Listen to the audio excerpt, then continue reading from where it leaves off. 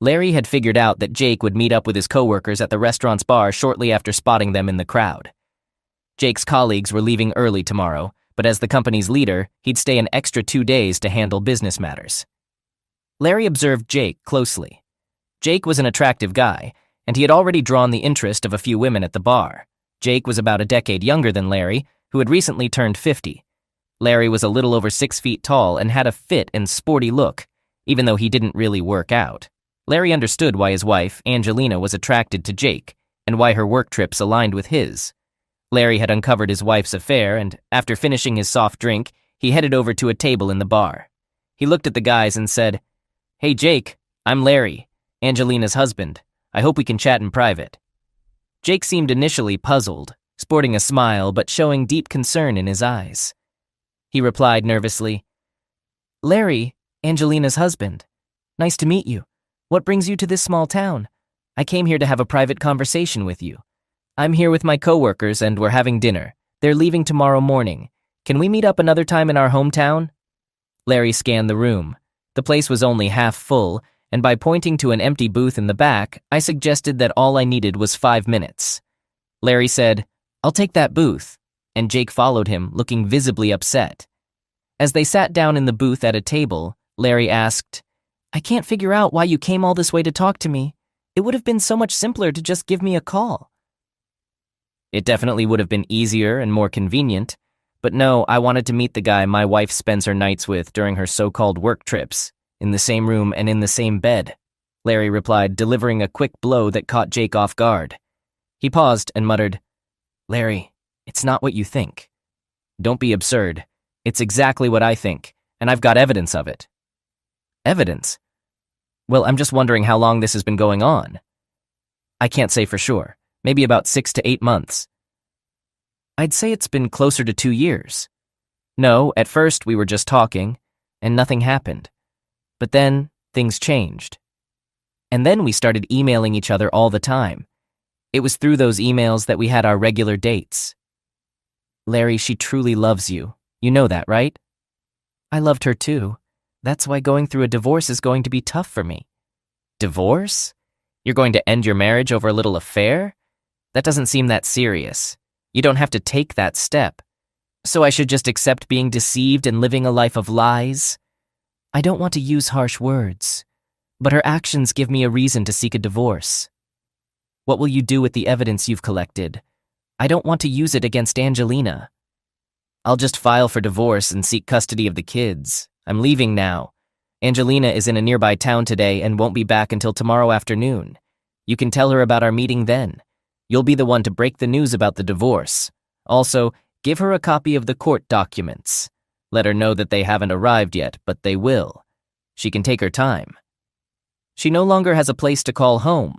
When she returns to town tomorrow, or the day after tomorrow, or 3 days from now, she's in for a big surprise.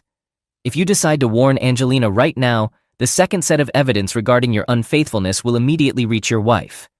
There will also be other consequences." Larry got up and walked out to the parking lot towards his car. Jake hesitated, utterly perplexed by Larry's actions. To make things more complicated, Jake and Angelina worked for different companies. Officially, they only crossed paths during production meetings and joint meetings. Angelina didn't hold a high-level management position, while Jake, a man of action, had climbed the corporate ladder quickly in a reputable company. Angelina worked as a simple engineer overseeing the work done by the company where Jake was the director. Jake felt like he was betraying Angelina. Yes, now he wasn't prepared to confront her husband, at least not enough to believe Larry's claim that he had some evidence of his wife's unfaithfulness. What if Larry was telling the truth? After pondering for a while, he made up his mind and called Angelina's number. After a few rings, there was no answer. Then he received a message saying that the caller was temporarily unavailable. Jake couldn't resist sending a text to Angelina.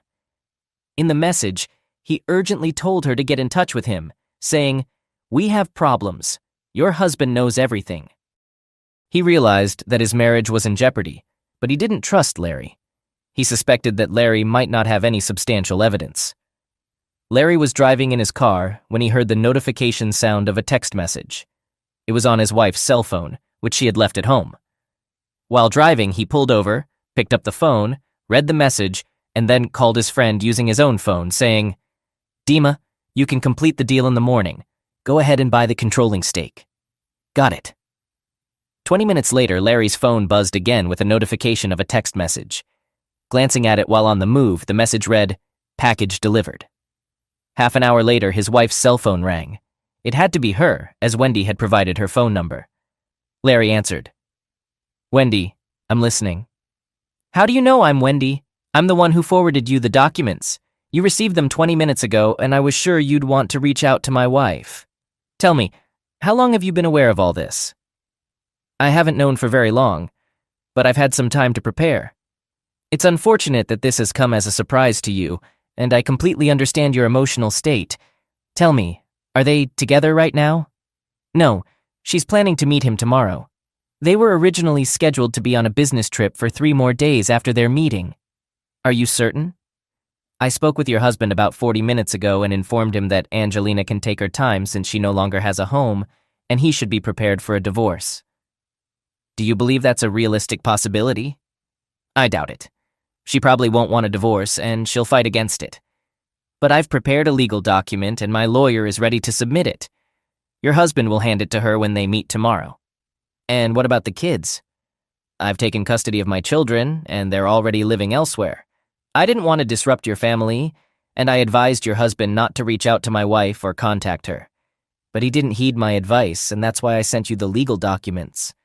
But there are more consequences in store for him. I can't express how challenging it would be for me to be without my husband's support." "I doubt that. From a financial standpoint, you're in a strong position. Everything your husband owns is registered under your name as a gift from your parents. You also have access to your husband's bank accounts. You can ethically withdraw 75% of it tomorrow morning, and I suggest you do it quickly." "But won't he object to that?" "Let him object. If he does, I'll arrange for a lawyer to support you." "Do I have to pay for the lawyer?" "The legal fees are already covered, but I won't get in the way of your decisions. You can talk it over with the attorney." Angelina was contemplating her upcoming meeting with Jake. Although she had completed her work during the business trip, she had informed her superiors that there was still a substantial workload and that it would take a few more days. In reality, she was preparing for a rendezvous with Jake and anticipated a pleasant evening ahead. Angelina felt content. She was relieved that she no longer carried guilt about her 2-year affair with Jake in front of her husband, Larry. Angelina's life was going exceptionally well. She took pride in her role as a wife and the mother of her smart and beautiful children. She enjoyed professional respect at her workplace and had a wonderful lover in Jake. However, Jake's existence remained a secret to everyone. Currently, Jake was staying in a nearby district center at a hotel where Angelina was due to arrive tomorrow. By then, Jake's colleagues who had accompanied him would have left. Leaving her home, Angelina had misplaced her phone so she could only reach Jake via email. Unfortunately, her laptop's battery had died completely. While she couldn't recall Jake's number, she did have her husband's number. She decided to call him from the hotel phone to check on the kids. Larry answered, saying, "Hello, it's Larry. I lost my phone somewhere." "You didn't lose it. You placed it in your purse, which was hanging in the hallway. You then left with a different purse. I warned you that collecting purses wouldn't lead to anything." "Did you search through my purse?" "Why would I do that? I called you just an hour ago to check on you, and the call came from your purse hanging in the hallway. I realized there was no point in calling you again." "Did anyone else try to reach me?" "I don't know. I was at work. Maybe someone did, but I didn't check. Where's the phone?" "It's in my purse. Should I retrieve it?" "No need to get it out. I'll manage without it for a while. How are the kids?" "The kids went to the neighbor's house to play a computer game." "Don't we have enough computers at home?" "It's some new game. A multiplayer one." "Is Masha also playing with them?" "I'll give you more details. Based on their conversations, it seems she's the one winning." "Shouldn't it be bedtime for them?" "Angelina, the kids are on holiday." "Oh, right. New Year's vacation is coming up soon. I'll have a lot of work, but the bonuses for completing projects will be good. You can take a trip with the kids if you'd like, but you should make up your mind now." "I'm not sure I understand. I have to work. Angelina, I actually earn twice as much as you do. I even offered you a higher paying job, but you declined." "But I've built a reputation here." "All right. I'll consider taking the kids on a New Year's vacation. But that's 2 months away, so we need to make all the decisions and plans well in advance. Angelina, that's exactly how I handle things, both in life and at work. Larry concluded the conversation. At this point, he had reached a junction in the road. This particular highway connected 2 regions. After checking the signs, he confidently chose the direction leading to the adjacent area where he currently resided with his children. He had relocated them within the first 2 days of Angelina's business trip. Surprisingly, she hadn't made an effort to contact them during that time. She was calling now, unaware that he had been the one to transfer her phone from one purse to another to facilitate the move. Larry had done thorough preparation work, obtaining the necessary paperwork for the kids from their school, so the school had no knowledge of their new location. They had enrolled in a rural school nearby. He had resigned from his previous job and promptly secured a position in his field at the neighboring regional center. 2 days after his wife left on a business trip, he relocated all of her belongings from the house that once belonged to her parents, but was now vacant. He took only the items he considered his own and transported them to his new residence. During the same time frame, he successfully sold his house, which had been his property prior to their marriage. When he returned, Angelina was in for a rather unpleasant surprise. However, a scheme had also been set for Jake. Larry orchestrated the demise of the company's founder, where Jake held the position of director, and his friend Dimitri took over as the owner. The first action Dimitri took was to replace the director. Angelina enjoyed a restful night's sleep in her hotel room. In the morning, she left her room, went downstairs to the hotel's restaurant, had a quick breakfast, collected her belongings from the hotel reception, and made her way to the bus station. There, she found a direct shuttle bus to her destination town.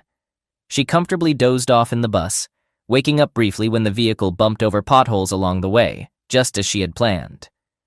By the afternoon, she had arrived and walked to the hotel. She inquired about Jake's room, learned the room number, and was informed that he was currently at the restaurant. Angelina left her bags and outerwear in the restaurant's coat check area and entered the dining area. From a distance, she spotted Jake sitting alone at a table, picking at his salad. A carafe of vodka and a selection of appetizers were placed in front of him. I approached and greeted him, saying, "Hi, Jake." Jake looked up and questioned, "Angelina, are you being foolish? Didn't you understand the tone?" "Did you receive my text?" "I didn't receive anything. I left my phone at home, which is why I couldn't call you." "Your husband visited me yesterday." "He visited where?" "At my home. He's aware of everything about us, including the fact that we've been seeing each other for 2 years. Angelina emptied the entire decanter of vodka into a glass and downed it in a single gulp. Afterward, she exhaled and said, "What should we do?" "I'm not sure. He gave you a bag of documents. Where are they?" "They're in my room. I don't want to carry them with me." "You haven't read them?" "No, they're your documents, and it's your problem to deal with. I already have my own issues to contend with." "You didn't inquire from Larry about it?" "He mentioned it's a divorce complaint, stating that he's taking custody of the kids and claiming you won't have a place to live. I suppose it's all detailed in your paperwork. Do you have any more vodka? We can get some." "Is there vodka in the room?" "I'm checking out and heading home, so there's no vodka." "Did you say my documents are in there?" "They're with my belongings. We have a shuttle bus in an hour and a half, and I'll need to decide where to live." "Did he expose you to your wife?" "He cautioned me that if I revealed what was happening, he'd give the set of documents to my wife." "And what happened?" "Nothing. I sent you a text and tried to reach out to you, but it seems he had control over it. He promptly spilled the beans on me to my wife, but I doubt he did it. He and I had just split up. Today, around noon, my wife called me and informed me she wouldn't allow me back into the house. Then the new owner of our company contacted me and said I'd be terminated." "For what reason?" "For having an affair during a business trip." "But why would they care about your personal life?" "I wondered the same thing. But they pointed out the 2-room suite I stayed in alone, paid for by the company. They also mentioned how my business trips were extended by 3 days even though there was no work scheduled during those days. They even claimed that some of the business trips were fabricated. In summary, I violated company rules. Your husband cost me my job and my family. What did I lose? Your husband mentioned that everything is in the documents." "Why don't we grab a drink and head back to the room? I'll take a look at the papers. Sounds good. But there's no vodka left at the coat check. Angelina collected her outerwear and belongings, and they went up to the room. Jake handed the papers to Angelina, who sat down at the table to examine them, unable to tear herself away. She said, "Jake, he wants to take my kids away from me, and he sold his house. I have nowhere to live." "Where are your belongings?" "He moved my things to the house where my parents used to live. Now they've relocated to the city into an apartment, leaving the house vacant.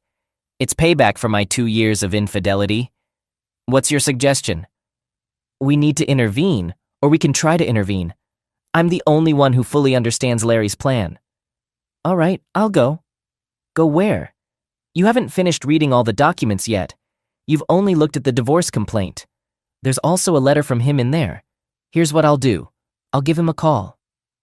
Angelina dialed Larry's cell phone number from the hotel phone and was surprised when he answered. "Hello? Larry, I know you're upset with me, but what does Jake have to do with all of this? Why are you jeopardizing his family and career?" "If you don't understand, I'll make it clear. Your relationship with Jake was completely inappropriate." "I'm not sure what to say." "Inappropriate?" "Larry, Jake is our client. I oversee their work. We interact with him a lot on the job, and from what I gather, it's not just business.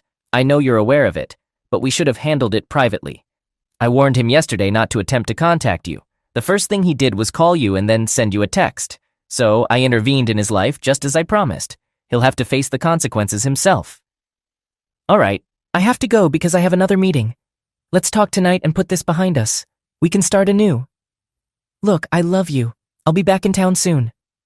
"The business trip is ending so soon?" "I've made up my mind that I won't be going on any more business trips like this."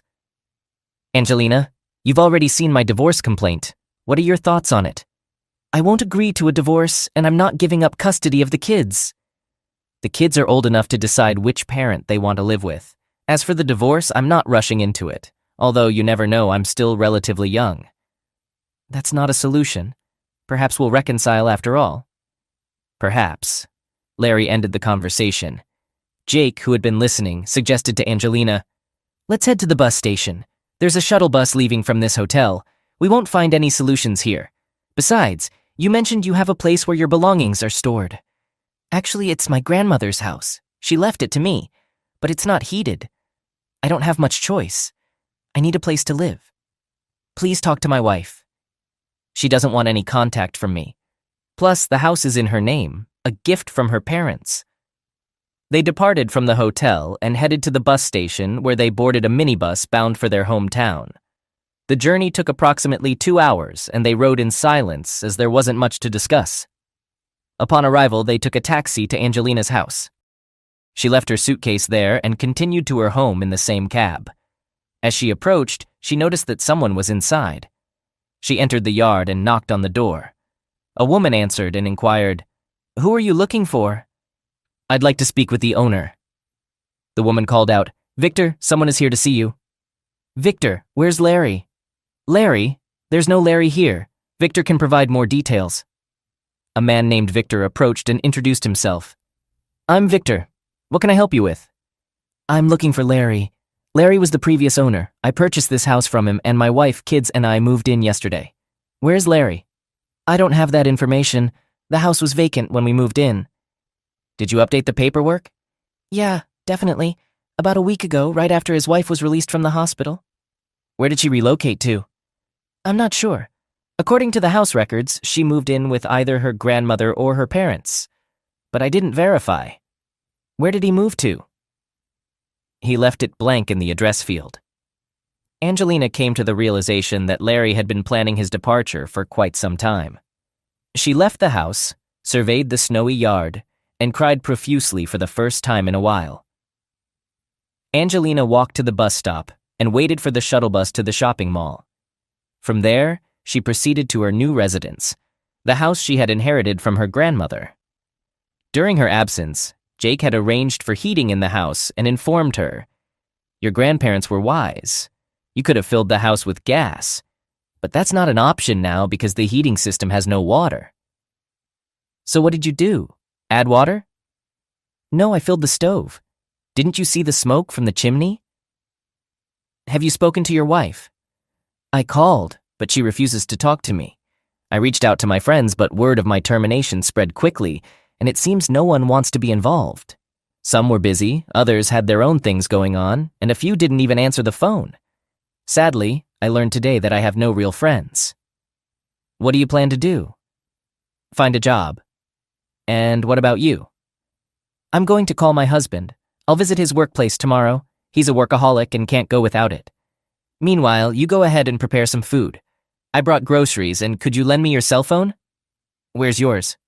I'm not sure. I think Larry has it.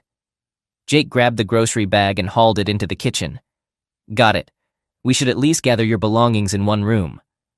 We can't just barge in. How are we going to sleep? Let's prepare dinner first. I'll try calling my husband. If he picks up, and if he doesn't, then I'll help with dinner. What should I cook? Jake grabbed the grocery bag and hauled it into the kitchen. Got it. We should at least gather your belongings in one room. We can't just barge in. How are we going to sleep? Let's prepare dinner first. I'll try calling my husband. If he picks up, the pasta and the pork, marinate and fry the pork, season it. That's basically making pork chops. That's right. What do you think I'm going to pair with my vodka? I might have work tomorrow unless my husband fired me. Tomorrow is Saturday and your company is closed. Well, I've lost track of the days. Hand me the phone. Jake handed Angelina the phone. She dialed her husband's number and heard Jake. I'm here. No, it's Angelina. I don't have my phone. I forgot it. My lawyer will return it to you. He's coming by after the weekend. Why does he have it? Because I gave it to him. He's coming after the weekend with a proposal. What kind of proposal? If you've seen the divorce complaint, I'm not asking for child support. But if you'd like, you can make voluntary contributions. There are various options in my proposal. When our kids turned 14, and you might recall, we signed an agreement for them to open bank accounts. Yes, we did. I've deposited initial amounts into those accounts. The only catch is that they have control over their accounts. I want them to have savings for things like weddings or education. How do you suggest we do that? I've created another account and transfer money there for their future. For how long? For quite a while. I've committed to never touching that money. Anyway, the lawyer will explain everything if you want to be involved. Well, I think we're done here. You've given me less than a minute after all these years together. Tell me, do you comprehend how much humiliation Jake endured? Do you realize he lost his job and family because of you? How could you do this to me after all these joyful years together? I have one more question. How could you do this to me? To our family? Larry, you need to forgive me. I'm in desperate need of your help, and the kids need you too. Believe it or not, Angelina, I've been having the same thoughts. I've long realized there's not much you can say to change things. But Larry, consider our family. It's on the verge of falling apart. Don't tell me I'm solely responsible for it. You should have thought about this before you began your affair with Jake. You forgot about me and the kids. Right now, I'm trying to rebuild my life. To be honest, I'm disappointed in you. However, I do want to see my children. If you can somehow find it in yourself to forgive me, I'd like to try and salvage our marriage. Give me a chance to make amends. Please, Angelina, it's not a good time to see the kids right now. We can plan ahead, and I'll figure out how to arrange it. I'll be honest, they don't want to see you. As for saving our marriage, that ship has sailed and it's not returning. I have no intention of staying married to you. Why won't you even consider it? Surprisingly, I'm not upset today. I don't feel sad about what happened. I thought I'd be miserable or lonely, but I'm not. I feel relieved. I'm content with my actions. I do regret losing you a bit, but you made your choices. I didn't expect it to come to this, though. You betrayed me and our marriage without hesitation. You told me you were going on a business trip, leaving me and our kids to see Jake. Actions have consequences, and they've cost you your children, your marriage, and your home. If the court orders me to allow you to visit them, I'll comply. But the real question is, will the children even want to spend time with you? I've also taken action against your lover, and it's up to his wife to decide his fate. What will he choose? I don't know, but he's certainly lost his job. So are you pleased with yourself for tarnishing us? I can tell you that I don't regret any of my actions to get back at you for wrecking my family. I won't stop until your lover's life is in ruins. He shouldn't have deceived me when I warned him about this. I feel sorry for his wife for being married to a cheater who destroyed our marriage." That marked the end of it. I drove back home. Larry wrapped up the call he was having in the car, exited the vehicle, opened the gate, and drove into the yard. The house he had acquired wasn't too far from the city center. It had a grand and luxurious appearance, but he managed to purchase it at a bargain price. The previous owner, who had recently constructed it, was in a hurry to relocate permanently abroad, leaving no room for negotiation. Before making the purchase, Larry consulted with an old acquaintance living in the same city, who had strong connections. He received a positive recommendation for buying the house. It was conveniently located close to the city center, various shops, and a school. The university was also within walking distance. Most importantly, the children liked the house. Over the past 3 days, they had been working together to make improvements. They arranged the furniture they had brought from their previous residence. Masha's daughter took on the role of the cook, claiming that everything you need to know can be found on the internet, including cooking instructions. However, they needed to unpack the kitchen appliances first, or they'd end up ordering pizza again. So, they began searching for drawers with utensils. These drawers were labeled. "I really have a craving for meatballs. Daughter, can you handle that? I'll give it a try if we have the right ingredients." "Like what?" "Like meat." And so they started settling into their new home. Larry and Angelina divorced 8 months later. Despite Angelina's hopes, Larry never appeared in court. He didn't respond to calls on his cell phone, and neither did the children. Angelina lived alone in her house. She kept her job but refrained from traveling. Jake found a place to live and moved in, hoping to rebuild his relationship with his wife. However, things didn't work out for them there either, particularly because his wife had found a job and was being pursued by an unmarried colleague from her studies. He wasn't afraid of having children. Angelina dedicated all her free time to searching for Larry and the children, but her efforts were in vain. She went to the police, but that didn't yield any results either. Turning to a private investigator, she found herself disappointed again after a month when he admitted failure and declined to continue the search, asserting, "I'm convinced Larry and the children are out of town. Pinpointing their location is quite challenging." We had a meeting with Ben's group, so we waited for him. "All right, young folks, go wash your hands and come to the table. Volodya, aren't you going anywhere today?" "No, I'm not. I'll open a bottle of wine." When the children entered, Angelina was overcome with emotion. She remained seated in her chair, unable to move. Masha noticed and said, "Daddy, why didn't you tell us we had guests? Hello, Mom. Hello, daughter. Hello, son." Upon saying this, Angelina started to cry. Larry tried to comfort her, saying, "Angelina, it's okay. Let's sit at the table." They all took their seats at the beautifully arranged table. Sabrina handed Larry a bottle of wine and a corkscrew. Masha then regained her composure and turned to Angelina, saying, "Mom, meet my fiancé, Pavel. We're studying together at the university." "Pleased to meet you. I'm Masha's first. Mom. So, let's raise a toast to meeting and getting to know each other. Larry, you just want to drink. Let's talk. Sabrina, let's have a drink, some appetizers, and then we'll talk. I'm starving. And we have a lot to discuss, including the wedding. What about the wedding? Don't talk. Dirty. Drinks and appetizers. Everyone sipped their drinks and began eating in silence. Each person had a hearty oven-baked chicken thigh and a side of fried potatoes. The table was adorned with various sauces, salads, smoked salmon, cheese tartlets, and assorted appetizers. Eventually, everyone had their fill. Sabrina brought out dessert and cleared away the extra plates and utensils. Once the meal concluded, Angelina and Masha headed to Masha's room. Ben remained with his father and Pavel to discuss wedding plans. An hour later, Angelina and Masha returned to the main hall. Masha told Pavel, "Get ready. Let's head home." Sabrina bustled about and entered the kitchen. She soon emerged with separate bags containing chicken thighs and a tray of fried potatoes. She said, "Masha, this is for you and Pavel for dinner, and there's enough for breakfast too. I'll be waiting for you to return for lunch. I'll make some cutlets." "Oh, Mom, that's a lot of work." "It's fine. I'm on vacation anyway." Angelina turned to Ben. "So, son, tell me, how have you been?" "Not bad. I've been busy. I went to school first, and now I'm in university. I actually wanted to start working, but Dad and Mom, Sabrina, didn't allow it. They said they could still support me and Masha. Why didn't you call me? What do you think?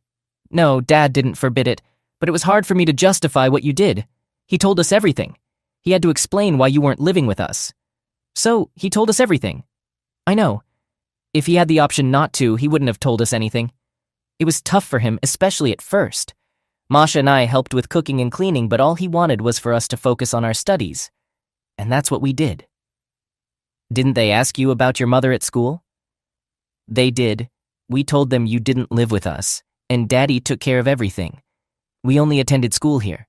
I was there for 3 years, and Masha was there for 2. She started university a year before me. She's going to specialize in the light industry. And you? I decided to study software engineering following Dad's advice. Right now, I'm studying math. Like 1 plus 1? 1 plus 1 is basic arithmetic.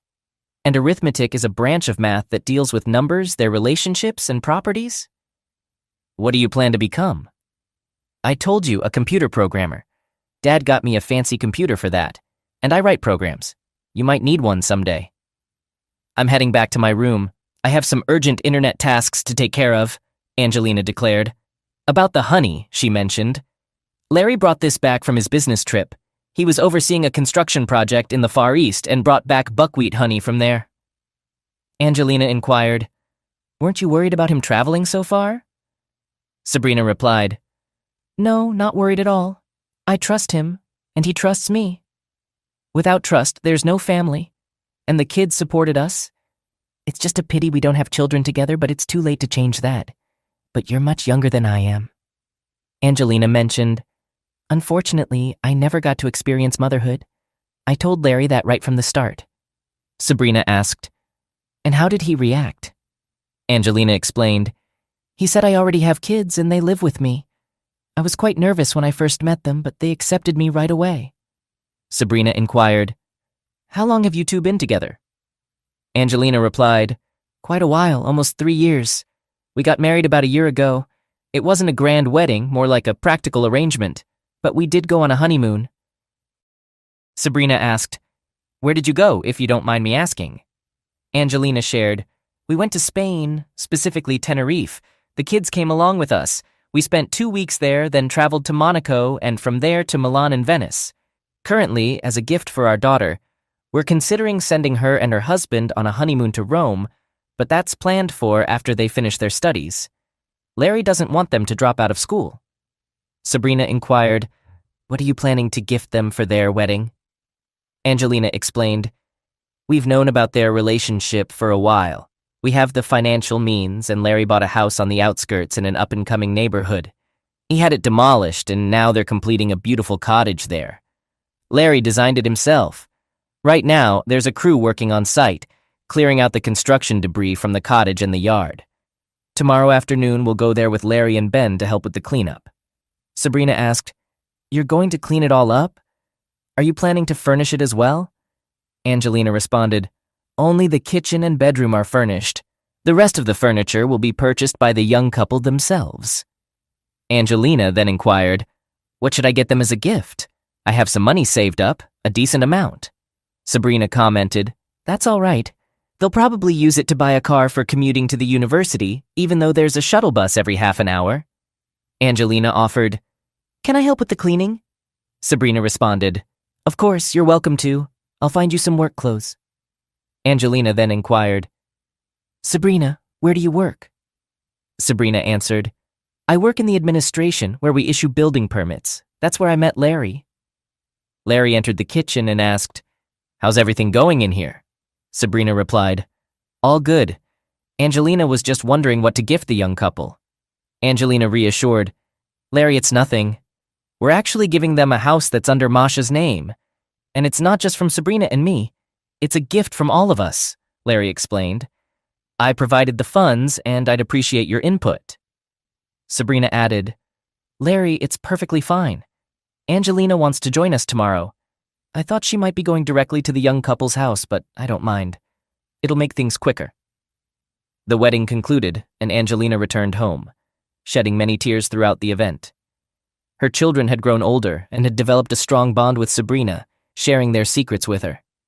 Angelina learned from Sabrina that her son Ben had brought his girlfriend to her daughter's wedding, and there was speculation that he might propose to her there.